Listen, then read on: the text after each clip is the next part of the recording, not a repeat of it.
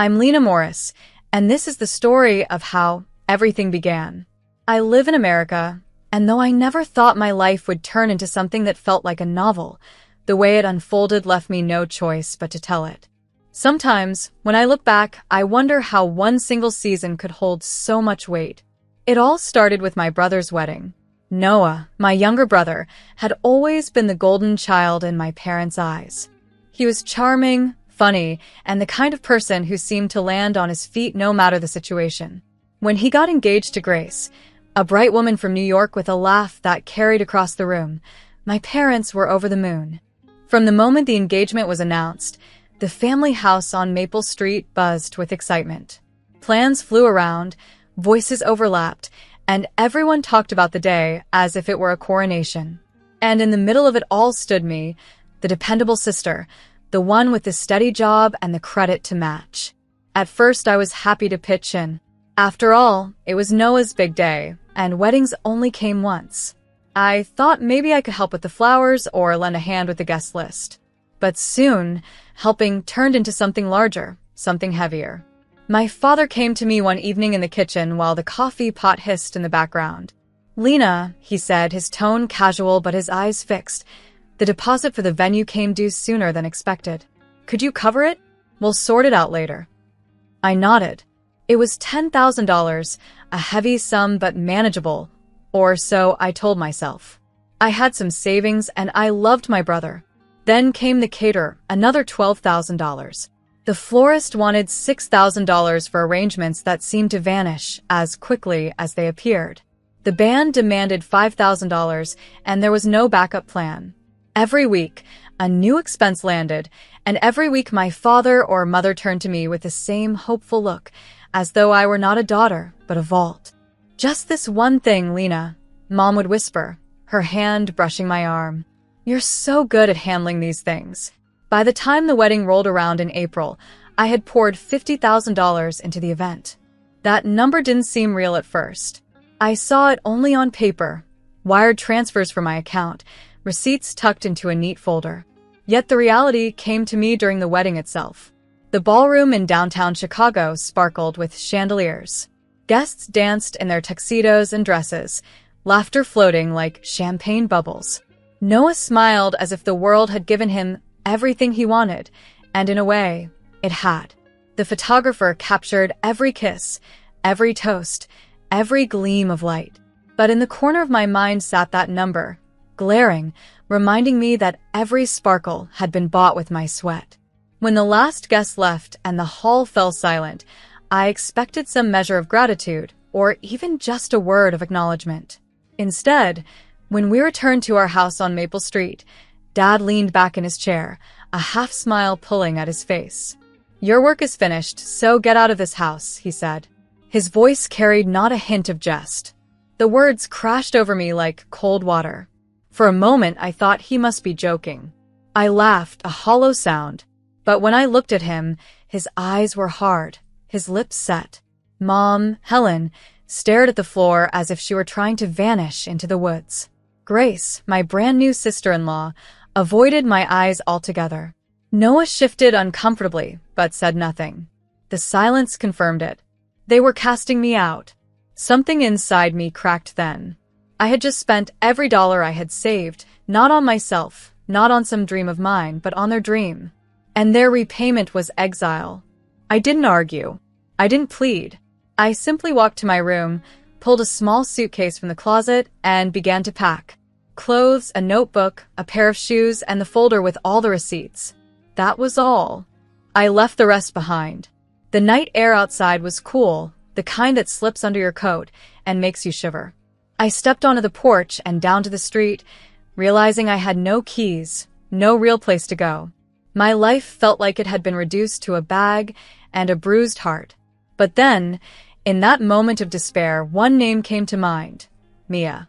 Mia had been my closest friend since college, the kind of friend who always picked up the phone no matter the hour. I called her, my voice trembling as I asked if I could crash for a while.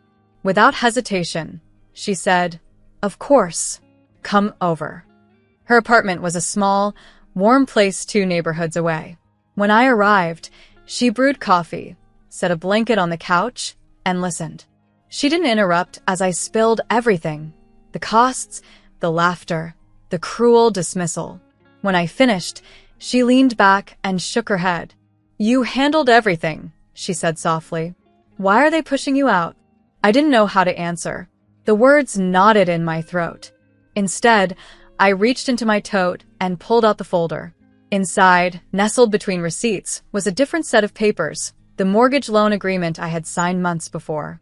Dad had begged me then, too. "We need you on this, Lena," he had said. The house was in danger of foreclosure, and his credit was poor. Mine was strong, so I had agreed to co-sign. I thought I was saving the family, keeping the roof over all our heads. He had promised to make the payments every month, swore up and down that it was temporary. But I had read the fine print more carefully than he ever did. There, in small print, was a clause that made me the responsible party. If payments were missed and left uncured, the title of the house would transfer to me. At the time, I thought nothing of it. I trusted him. I trusted them. But sitting in Mia's apartment that night, with the sound of traffic outside and a cup of coffee cooling in my hand, the truth settled in. They had cast me out of a house that, by law, was tethered to me more tightly than to them. They had no idea. I leaned back against the couch, the folder heavy in my lap. "They don't know what they've done," I whispered. Mia frowned, her brow furrowed. "What do you mean?" I shook my head slowly. "You'll see. They think they've ended me. But the story isn't finished yet." And with that, the first chapter of my life's most difficult journey closed.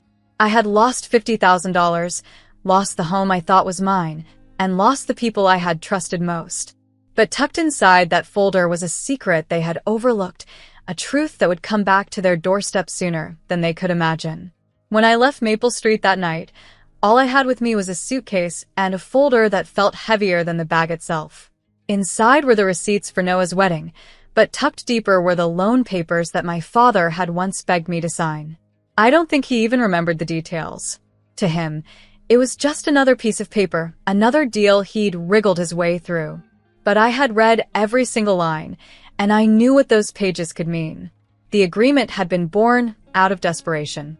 Months before the wedding, the bank had been circling like vultures.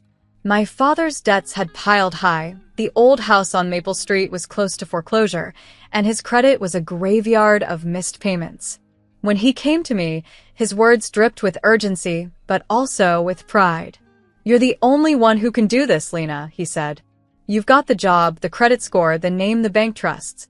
Sign with me, and we'll save the family home." At the time, I thought of Mom, of the cracked paint on the porch, of the family photos still nailed to the hallway wall. I thought of Noah, who had always believed that house was eternal, untouchable. So I said yes. I signed my name beneath his, not realizing that in doing so I was laying the groundwork for a storm no one else could see. The clause that changed everything was tucked neatly into the middle of the agreement. It wasn't highlighted, it wasn't bold, but it was there in black and white. If the payments were missed and remained uncured, the responsibility shifted to the co-signer. And not just the debt, the title itself. Ownership, legally and fully, would move into the hands of the person who kept up the obligation. At the time, the banker, a sharp-faced man named James Wright, explained it simply. "It's protection," he said. "The home should always belong to the one who's actually paying for it." I remember nodding, believing that was reasonable. After all, Dad swore he would never miss a payment. I thought I was backing him, not replacing him. But as I sat on Mia's couch weeks later, with the papers spread across the coffee table, the reality hit me like a tidal wave. He had already missed 2 months. The bank had already issued a cure notice, and no one at Maple Street had bothered to open the envelope. Mia sat beside me, her eyes skimming the pages while her hand tightened around a mug of coffee. "This looks serious," she whispered. Her apartment was small, the kitchen table wobbled, and the walls were thin enough to hear her neighbors, but at that moment, it felt more like home than the house I had just left. I stared down at my signature, neat and certain, and I felt a strange mixture of dread and power. Still, I needed clarity. I needed someone who understood the law, someone who could tell me whether I was clinging to false hope. That's how I met Ava Brooks. She was a lawyer recommended by a coworker, the kind of woman who walked into a room with confidence stitched into every step. She wore simple clothes, no fuss, but her eyes were sharp as glass.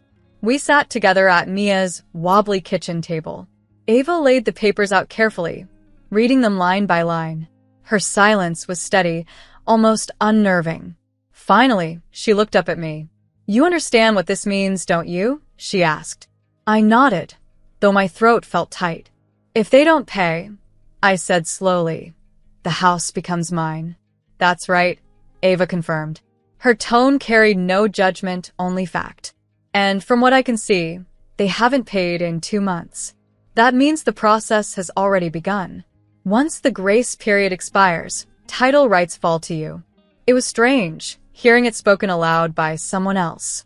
Part of me felt vindicated, another part terrified. I had been cast out of a house that might, in just weeks, legally belong to me. The irony was sharp enough to cut. Ava leaned back, tapping the papers with one finger. "But listen carefully, Lena. This isn't just about paper. This is about proof. You'll need the bank statements. You'll need the cure notice. You'll need a clean record that shows you stepped up when they stepped out." So we gathered evidence. We called the bank, and we printed statements. Page after page showed what I already knew: silence where payment should have been, empty lines where money should have flowed. 2 months unpaid. The third is on its way to the same fate. Ava highlighted each one, stacking them neatly. "They've ignored reality," she said. "But reality won't ignore them." That night, after Ava left, I stood by Mia's window and looked out at the city. The lights blinked like 1,000 tiny promises, some fulfilled, some broken. I thought of the little globe I once kept on my desk, the one I used to spin when I was a girl. My finger would land on Europe, and I would imagine myself wandering its streets, free and far away. Back then, the world seemed wide. Now, standing in America with a broken heart and a folder full of papers, the world felt narrower, but sharper too. I wasn't dreaming of escape anymore. I was staring at the truth, that my father's laughter, my brother's silence, my mother's downcast eyes, they had all been built on the belief that I would never fight back. That I was soft, dependable, the one who gave without question. But here, in the hum of a borrowed apartment, I realized something. This wasn't about vengeance. This was about survival. I placed the folder back in my bag, zipped it shut, and whispered to myself, "They forgot the paper. They forgot me." And with that, a new kind of fire lit inside me. The house on Maple Street was no longer just theirs. It was tied to me, to my name, to my future. They could laugh. They could push me out. They could pretend I was nothing more than a wallet that had run dry. But the law, cold and unyielding, was on my side. I didn't know yet how it would all play out. I didn't know if I would walk back into that house with my head high, or if the weight of family would crush me before I even tried. But I knew this much. The paper they forgot would not stay forgotten forever. A month later, the knock came, 3 sharp hits on the old front door of the house on Maple Street. I had been waiting for it, though my parents had not. I was standing on the sidewalk with Ava, the folder tucked beneath her arm, when 2 uniformed officers stepped onto the porch. Alongside them was a court clerk holding a stack of papers that carried more weight than any words I could have spoken. The morning air was brisk, and I could see the frost clinging to the edges of the lawn. Officer Mark Delaney, tall and steady with a no-nonsense look, called out, "Robert Morris?" My father opened the door, still in his robe, the same confident posture he had always carried, as though nothing in the world could touch him. Behind him, my mother hovered, her hands wringing the fabric of her sweater. "Sir," the clerk began, his tone official but not unkind, "we're here to serve notice and confirm receipt. There's a recorded default and a transfer of title under the loan agreement." The words landed heavy in the cold air, though they were delivered like any other piece of business. For a moment, Dad simply stared. His jaw tightened, his eyes narrowing as though he could glare the papers out of existence. Then he scoffed, his voice loud and sharp. "This is my house. His eyes swept past the clerk and the officers, landing squarely on me standing at the edge of the walkway. His expression changed, fury mixing with something else, betrayal. "What did you do, Lena?" My heart pounded, but I kept my voice steady. "I paid, and then I read," I told him. "You didn't." Silence hung for a moment, broken only by the sound of a car pulling up at the curb. Noah's old sedan screeched slightly as he parked, the exhaust puffing white into the morning. He stepped out quickly, his tie loose around his neck, his expression confused. Grace followed, pulling her coat tightly around her as the wind whipped across the street. "What's going on?" Noah asked, jogging toward the porch. He glanced between the officers, the clerk, and me, his voice pitched high with panic. Grace stayed behind him, her arms folded, her eyes scanning the scene like an outsider who had stepped into a play she hadn't agreed to watch. The clerk stepped forward, holding out copies of the notice. "Missed payments, no cure. Transfer of ownership," he said plainly. He placed the documents into Dad's unwilling hands. The legal language was simple enough for anyone to understand, even without a lawyer standing nearby. I could see Dad's fingers shaking as he held the pages. His face turned red, his lips pressed thin. "This is a trick," he muttered. He turned to Mom, who stood just behind him, her face pale, her eyes darting between us. She whispered his name, Robert, but he brushed her off with a wave of his hand. The officers didn't move aggressively. They didn't need to. Their presence was enough, a reminder that this wasn't a negotiation. This wasn't another family argument that could be swept under the rug. This was the law coming to their door. Noah finally turned toward me. "Lena, what is this? What are they saying?" I met his eyes, and for once, I didn't soften my words. "It means the house is mine now, Noah. Dad didn't pay the loan. The agreement made me the responsible party. They ignored it. I didn't." He looked stunned, his mouth opening and closing as if words would come but never did. Grace tugged his sleeve gently, her voice low. "She's right, Noah. Look at the papers." The porch suddenly felt smaller, the rail lower, the steps narrower. I had grown up running up and down those steps, sitting on that porch swing in the summers, watching the seasons change. Now, it felt tired, worn, almost ashamed. Even the blue paint on the front door seemed duller, as though it knew what was happening. Dad's anger finally broke into words. He turned on me, his voice booming. "You think you can come here with your papers and your lawyers and take what I built? This is my house. I raised you here. I put food on this table. You don't get to walk in and claim it like some prize." I held my ground. "You didn't pay, Dad. You let it slip away. You signed the same papers I did. You knew the risk. I didn't trick you. I read what you refused to. And now this is the result." For a moment, I thought he might explode.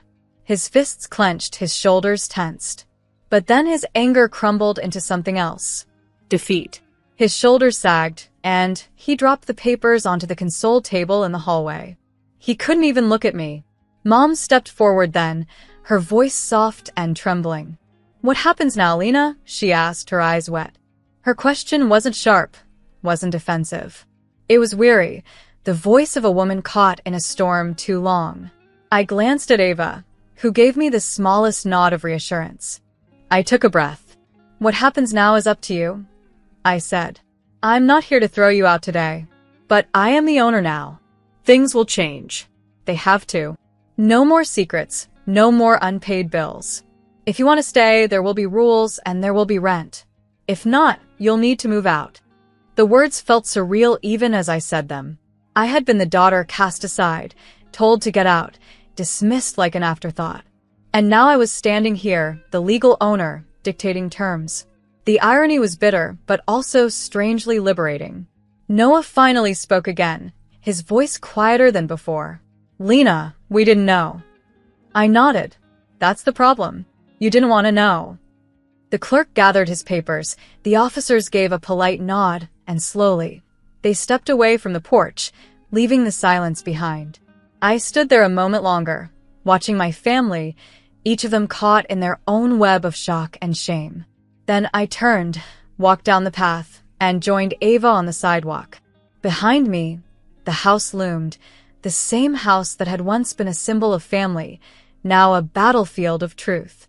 And for the first time in years, I felt like it belonged to me, not because of love, but because of law. You might think the moment the title transferred to me, I would slam the door behind my father, tell my family to pack their bags, and claim the house as my own. Part of me wanted to. I won't deny it. After all the years of being treated as the dependable one, the one who worked quietly in the background while they spent without thinking, I wanted to stand in the middle of that living room and shout every number into their ears. $50,000 for the wedding, $1,400 for the band's tip, $600 for extra chairs when the guest list magically expanded, $250 for Noah's cufflinks when he forgot to buy them, and 2 full mortgage bills Dad never bothered to pay. I wanted to measure the hurt in dollars because dollars were the only language my family seemed to understand. But when the officers and the clerk left that morning and the house fell into silence again, I realized something. I didn't want revenge. Revenge would be quick, maybe satisfying for a moment, but it would leave me with an empty house and a bigger emptiness inside. What I wanted was order. What I wanted was respect. What I wanted was a life where I wasn't treated as the wallet, the fallback, the one to be laughed at and discarded. So I asked Ava to walk inside with me. We stepped through the front door, into the hallway where the wallpaper peeled and the growth marks of our childhood still etched the wood. Dad glared at me as though I were an intruder, his shoulders stiff. Mom's hand shook, her eyes wet with unspoken words. Noah looked suddenly small, like a boy who had just realized that adulthood was not a crown but a chain. Grace lingered in the corner, her arms folded, no longer the radiant bride but a woman calculating her new reality. I placed my bag on the console table and spoke slowly, with words simple enough that no one could twist them. This house is under my name now. That isn't revenge. That's the agreement. I'm not putting anyone on the street today. But I am the owner, and from now on, there are going to be rules. They all stared at me, as if waiting for me to crack, to laugh and say I was joking. But I didn't. I pulled a printed plan from my folder and laid it flat on the table. Rent, I said, tapping the page. Due on the 1st of every month. Enough to cover the loan and upkeep. A clean ledger. No excuses, no secrets. If you refuse, you'll have 60 days to move.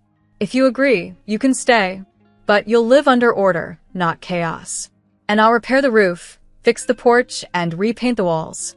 This house can survive, but not the way you've run it. Dad let out a short laugh, a sound filled with disbelief, but it faltered halfway through. He looked suddenly smaller, like a suit too big for the body inside it. His anger no longer had weight. His pride, once so untouchable, seemed worn thin. Mom finally whispered, "We can try." Her voice was timid, as though even the act of agreeing might anger him. Noah shifted uncomfortably. "I'll help," he said. He didn't look me in the eyes, but his voice carried sincerity. Grace gave a small nod, softer than I'd ever seen her. That was the moment I knew the balance had shifted. The house was no longer the stage for my father's control. It was mine, not in the sense of ownership alone, but in the sense of responsibility. The officers hadn't just delivered a notice, they had delivered a turning point. The following weeks were uneasy. Dad stomped around, muttering under his breath, his pride bruised more than his finances. Mom kept her head down, quietly tidying the kitchen as if order there might spread through the rest of the house. Noah started bringing me envelopes of cash, rent money gathered from odd jobs and extra shifts. Grace surprised me by making lists of repairs and budgets, her sharp eye finally working in my favor rather than against me. Then 1 month later, I checked my bank account and saw the first rent payment land. It wasn't large, but it was steady, and it was proof. Proof that words could turn into action, that order could rise out of chaos, that a house once drowning in secrets could start to breathe again. That night, I stood under the porch light, looking up at the house. It didn't feel like a weapon anymore. It didn't feel like a prize either. It felt like a promise, one I was finally able to keep. Not for them, but for myself. I bought a new notebook, fresh pages unspoiled by old wounds. On the first page, I made a list. At the top, roof, Porch. Paint. savings. Beneath those, I added one more line. Trip fund. Europe, one day. Not to run away, not to escape. Just to see the streets I had dreamed about when I spun the little globe as a girl. To remind myself that I had built something worth leaving and worth coming home to. Home. The word felt new. Not Maple Street as it once was, under my father's careless rule, but Maple Street as it was now, under my hand, under my name. It cost me $50,000, 2 months of fear, and one sharp knock at the door. But it gave me more than I lost. It gave me a life I could own in law, in dollars, and most of all, in truth. And that, in the end, was worth every cent.